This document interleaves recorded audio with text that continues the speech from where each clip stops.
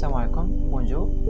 Dans cette vidéo, on va essayer de modéliser un rideau de pale blanche à travers le logiciel CP. Donc ici, j'utilise la version 2017 de CP, la version en anglais. Donc on va aller dans Structure et on va utiliser donc cette option-là. C'est l'option du mur de soutènement. Retaining walls. On va aller vers cette option et je vous montre la suite. Donc ici, on va aller vers New. Donc on va créer un nouveau projet.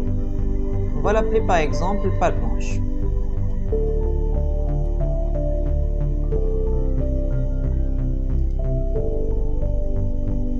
Donc on va changer ce nom, par exemple 1.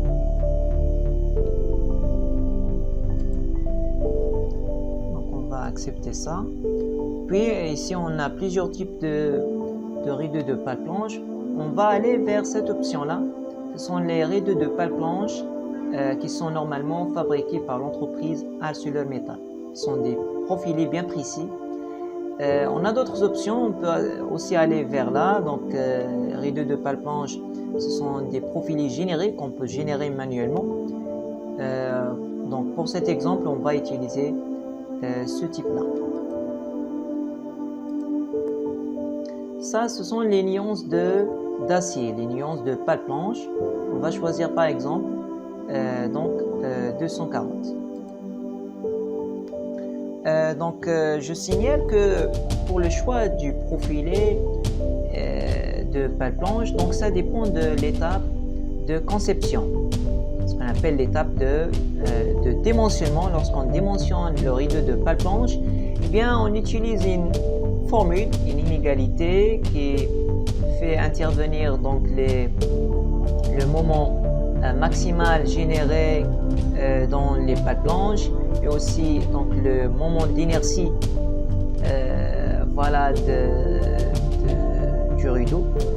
Et à travers cette formule là, donc on peut choisir un profilé métallique qui respecte donc les règles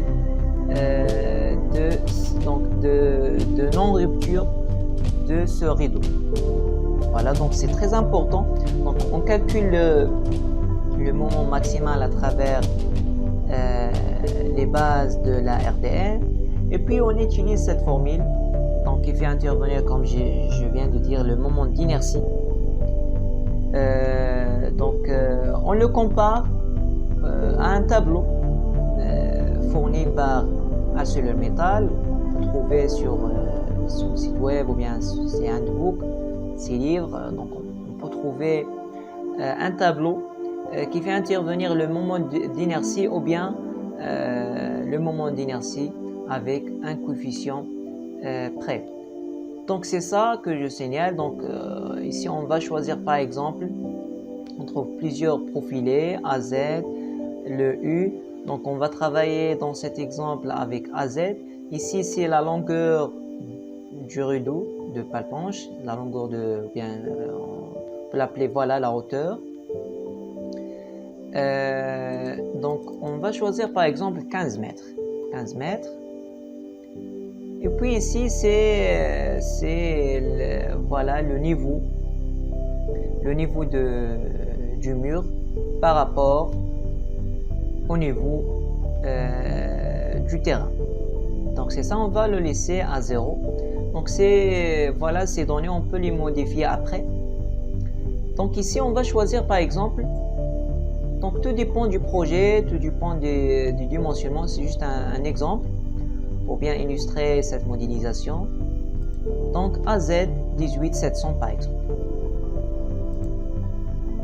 Ici ce sont des facteurs de charge de construction, un facteur de charge de service. Donc on va les laisser comme ça. Ici c'est l'étude en cas sismique. Donc tout dépend du projet, de la situation. Il faut bien se renseigner ces données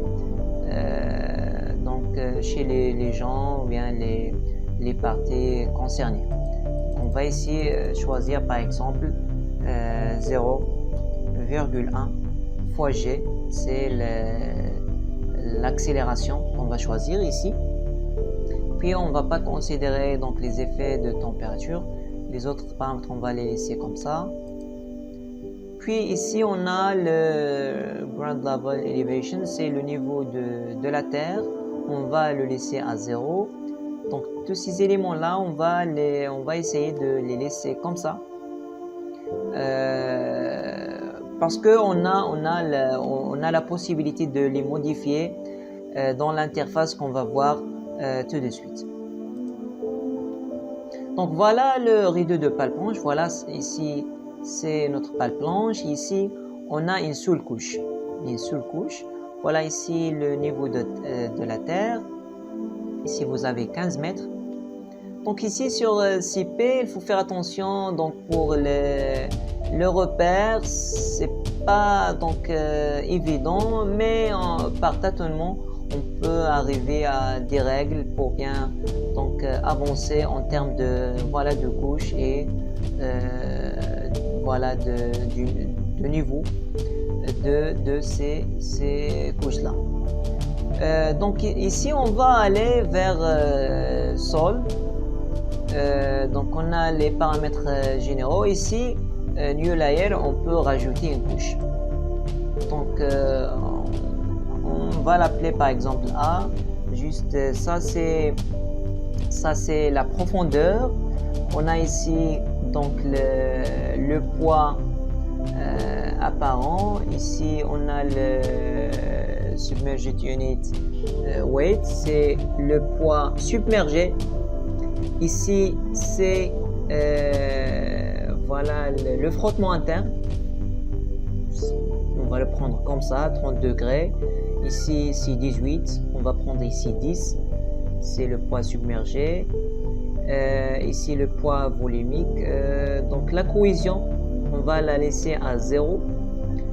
Et puis vous avez donc ici des modules. Normalement on les trouve sur le rapport géotechnique. Donc on va laisser tout ça comme ça, à condition donc ces éléments sont bien corrects. On les retrouve tous. Donc on a le rapport géotechnique, on a les couches, donc on trouve la cohésion, le poids volumique, l'angle de frottement, le module de réaction poussé, le module de réaction voilà donc passive active. Donc c'est les deux, on trouve les deux, c'est deux modules. Ça c'est voilà le module de réaction passive, et ça donc ça c'est passif, ça c'est active. On va les laisser comme ça, mais il faut savoir que ces données doivent être insérées avec précaution selon le rapport géotechnique. Ça, puisque c'est un exemple, on va se baser sur ces données. Voilà. Donc ici la profondeur, donc faisons que c'est 5 par exemple, on va la rajouter. Donc vous voyez, on a rajouté ici une couche. On a la première couche ici, ça va de 0 jusqu'à moins 5, et puis de moins 5 vers la suite, c'est la deuxième couche. D'accord, ça c'est une couche normalement qu'on insère voilà par défaut. Vous voyez ici, on voit les données ici, voilà. Donc ces données on peut toujours les changer. Donc soit on utilise par exemple ces options ici, edit layer, donc ça veut dire changer, on va la modifier. Donc lorsqu'on a cliqué ça, il suffit de cliquer sur une couche. Vous voyez, on peut changer donc tous ces éléments là, le nom et toutes les caractéristiques, d'accord. Sinon on peut utiliser donc cette barre là. Cette barre, voilà, vous allez vous habituer à utiliser ça. Donc ici par exemple, edit layer, on peut changer ça. Donc, vous voyez la façon avec laquelle on peut changer ces paramètres. Donc ici, donc c'est la suppression. Donc on peut supprimer une couche. Donc on clique dessus, pardon. Il suffit de cliquer ici et puis de cliquer ici. Pardonnez-moi. Donc, c'est le fait de supprimer. D'accord? Donc, on va aller ici.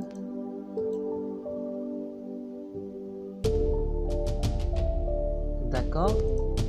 Donc, normalement, voilà, c'est fait. C'est fait, normalement, c'est fait.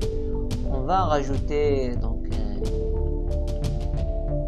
on va ajouter, pardon. On va ajouter une couche, par exemple. On va l'appeler A. On va changer un petit peu. Ça, c'est 35. Donc, c'est bien. On va ajouter une autre.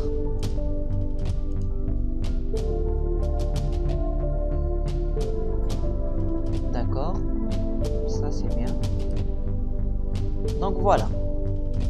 Vous voyez bien, donc, ces couches, on peut, voilà. Si vous avez plusieurs, ça, c'est rajouter. Je vous conseille donc d'utiliser, on peut toujours utiliser la version en français de CP. Donc ça c'est créer une nouvelle couche.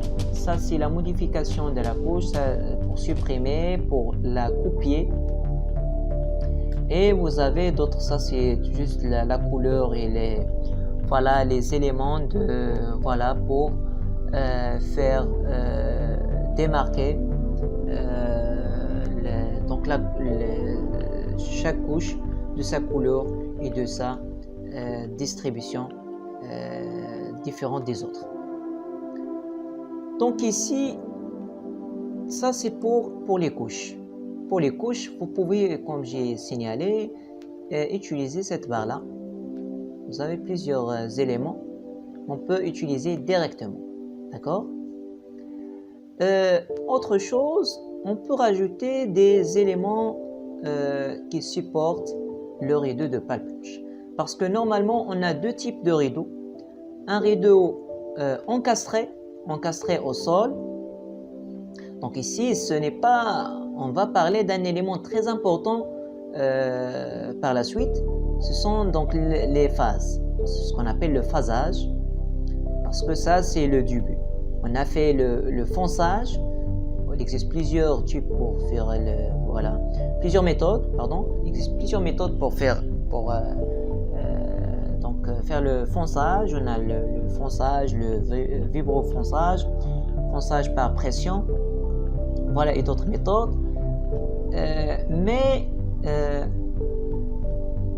parfois, on doit faire une excavation ici.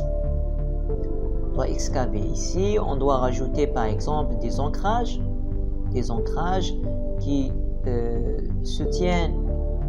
Donc, plus il s'agit d'une palplanche, d'un rideau de palplanche ancré, ça veut dire avec ancrage ici. Donc, on doit ajouter des terreaux. D'accord, on doit ajouter des terreaux ici. Donc, s'il s'agit, donc, tout dépend de dimensionnement. Tout dépend de dimensionnement. On voit est-ce que ça va nécessiter de rajouter des ancrages ou bien on va se contenter d'un encastrement. On va le voir. Donc, d'accord, donc ici, on a les éléments de support. On va les voir. Mais tout d'abord, on va voir cette étape de phasage. Donc, pour aller, on va cliquer ici. Donc, c'est ça qui permet la création de phase. On est sur cet élément-là. Donc, ça, on peut l'appeler la phase 1. D'accord? Ça, c'est la phase 1. C'est comme ça, la phase 0. Phase de début, on va l'appeler comme ça. On peut créer une autre phase. D'accord? Par exemple, on va l'appeler la phase 2. D'accord. Ça, c'est la phase 1. On la voit ici, phase 1. La phase 2, voilà, ça c'est la phase 2. On va faire quelques modifications. On va cliquer ici. On va aller vers description. Et on va par exemple faire de l'excavation. Ça, infill, et ça c'est le backfill. Donc, on doit distinguer l'arrière et l'avant. Ça c'est l'avant. et ça c'est l'arrière. Voilà, ça c'est l'arrière et ça c'est l'avant. Ça c'est le rideau de pale blanche. D'accord? En tout cas, ça dépend. Donc, on peut intervertir ces deux rôles, mais si on fait ici l'excavation, ça c'est l'arrière. Et ça c'est donc pardonnez-moi. On peut intervertir ces deux. D'accord? Donc, si par exemple on fait l'excavation ici, on excave ici, eh bien ça on va l'appeler donc l'arrière et ça c'est l'avant. Donc, si par exemple on fait l'inverse dans un schéma, dans un autre schéma, donc on fait l'excavation ici. Donc, tout dépend on va dire, des conventions. Donc, par exemple, la convention qu'on a adaptée ici pour le logiciel CP, eh bien, c'est de dire que ça c'est l'avant et ça c'est l'arrière. D'accord? Ça c'est on a dit ça c'est l'avant et ça c'est l'arrière. D'accord? Donc c'est bien. Ça c'est le back. Back ça veut dire derrière la pale blanche. On va excaver, on va faire des modifications sur cette partie, pardon. Et puis ça c'est l'avant. Et donc les modifications, l'excavation qu'on va faire va intervenir ici. Donc j'espère que c'est bien compris. Donc si vous avez des questions, merci de les laisser en commentaire. Donc ça serait une première vidéo. Je vais essayer qu'il ne soit pas un petit peu très long. Donc ici, je vais essayer de faire une modification. Par exemple, je vais écrire ici, attention au signe. Parfois, on doit donc insérer des signes moins pour indiquer la profondeur. Parfois, non. Donc ça, vous allez l'apprendre par pratique. Par exemple, c'est -3. On va voir est-ce qu'il va accepter ça. Donc voilà. Donc ça, il n'accepte pas. Donc pour indiquer une profondeur, on va excaver.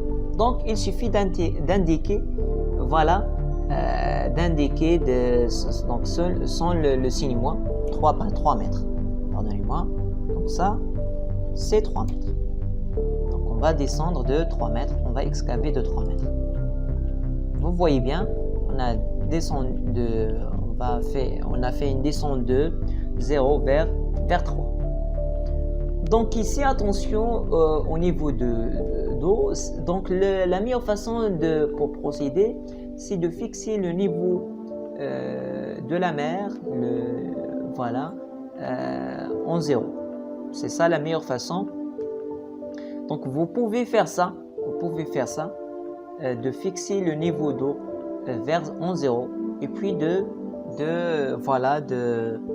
raisonner pour les autres en essayant par tâtonnement d'arriver au niveau de volume. D'accord? Ça nécessite de la pratique. Donc ici le 0 c'est en haut. Mais revenons vers la première phase. Revenons vers la première phase. Et ça, c'est la table d'eau. Bien, c'est la nappe. C'est la nappe. Donc, il n'intervient pas ici. On peut revenir vers les paramètres de début. D'accord? C'est le début voilà, avec lequel on va fixer ça. Donc ça, c'est les nuances. On va aller ici. D'accord? Voilà. Ça, c'est la table d'eau.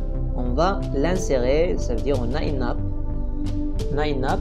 On va le mettre à un niveau, par exemple, 1 mètre. Par exemple. Voilà. Donc ici, c'est la nappe. Normalement, il faut faire attention. Donc le mieux, c'est la meilleure façon pour procéder, c'est de mettre la nappe à 0.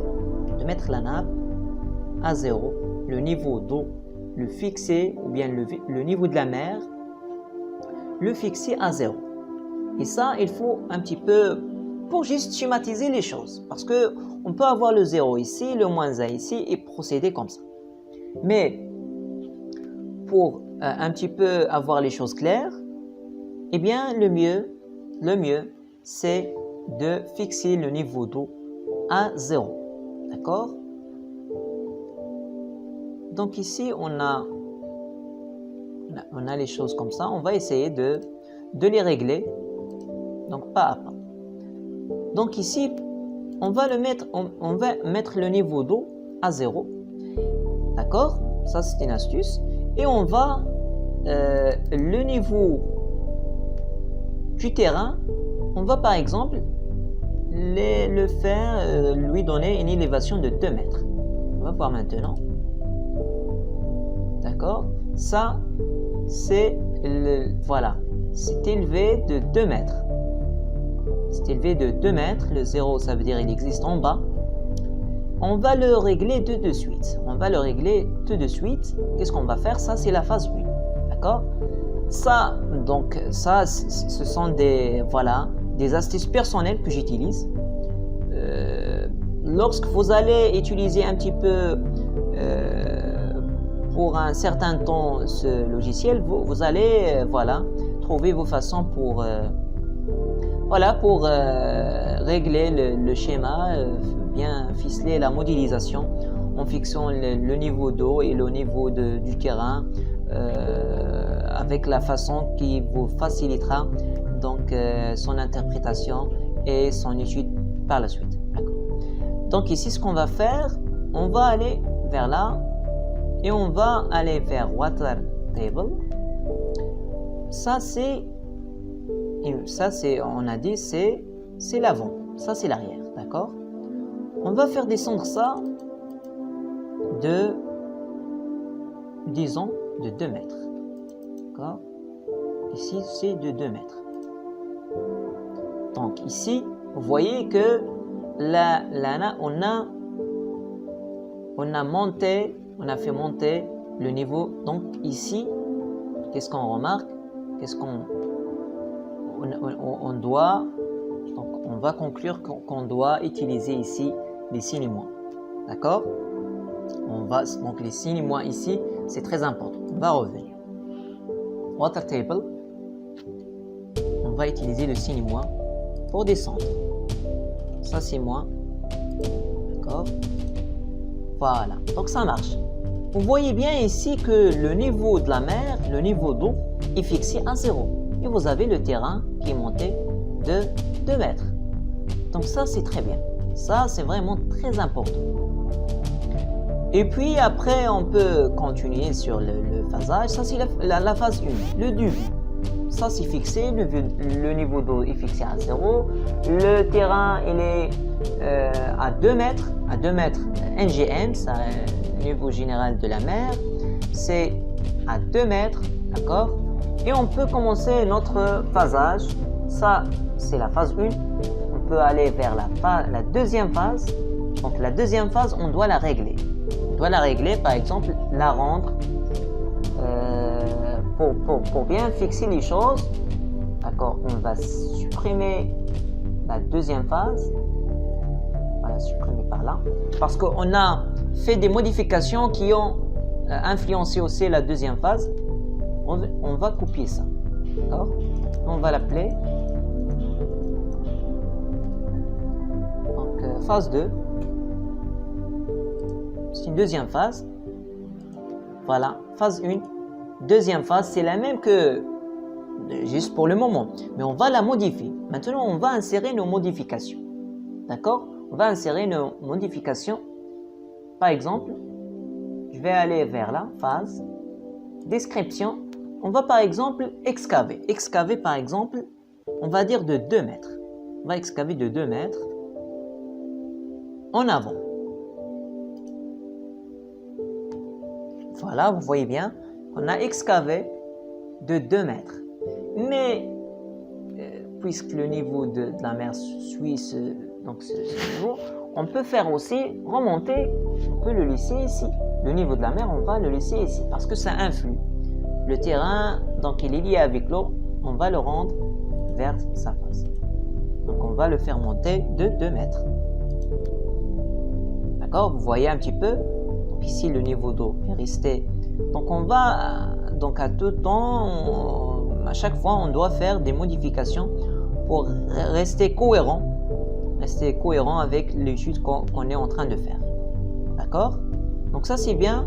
On peut maintenant rajouter des terrons, rajouter d'autres phases. Donc ces phases pour les distinguer, une phase où on va par exemple faire une excavation ici, on peut rajouter un terron ici et puis après passer donc à une étape de vérification parce que donc ici ça c'est le phasage pour vous donner une idée. Donc ici on est en train de faire une étude de stabilité. On va voir est-ce que ce rideau de palpage est-ce qu'il est stable ou non. Donc on va aller ici analyse. Donc ici c'est le check. Check ça veut dire la vérification de stabilité. On va cliquer ici. Donc cette touche on peut la retrouver ici, cette option elle existe ici. Donc voilà, elle va faire le calcul, on va faire l'analyse. Ici all the checks have been verified, ça veut dire toutes les conditions ont été vérifiées. On va accepter et on va lui dire d'avoir le rapport. Voilà notre rapport. Donc ici ce sont les vérifications par rapport au moment. Ça veut dire donc c'est l'étude du renversement, la stabilité par rapport au renversement, pardon. Et ici c'est en termes de force. Ça veut dire l'étude des glissements. D'accord? Ici c'est le glissement, la vérification par rapport au glissement. Et juste en bas, on trouve une vérification. C'est par exemple selon le record 3, on a des vérifications par rapport à la rupture, par rapport à la stabilité interne. Ça, c'est la stabilité externe, renversement, glissement. Et ici, la stabilité interne, c'est la rupture, l'étude de rupture. On n'a pas des cases ici en rouge, ça veut dire tout est vérifié, tout est bien. Mais lorsqu'on va rajouter des contraintes, on va rajouter des charges, on va voir que se passe-t-il dans ces cas-là. Donc ici, pour ne pas alourdir cette séance, je vous donne rendez-vous dans d'autres vidéos pour compléter cette étude, pour compléter toutes les options qui sont fournies par le logiciel CP. Et donc, si vous êtes intéressé à ces éléments-là, eh bien, je vous demande d'abonner à la chaîne YouTube et de nous laisser un commentaire aux options pour lesquelles vous êtes intéressé. Aussi, n'oubliez pas de liker la vidéo pour qu'il soit propagé pour beaucoup de gens, pour que beaucoup de gens en tirent profit. Donc, merci beaucoup. Donc voilà, je vous donne rendez-vous pour les prochaines vidéos, Inch'Allah. Donc voilà, j'ai d'autres éléments à discuter, d'autres options concernant les charges, d'autres éléments d'ancrage. Donc j'aimerais bien voir votre intérêt à ces vidéos-là, votre intérêt à cette étude pour la continuer par d'autres vidéos. Merci et à très bientôt.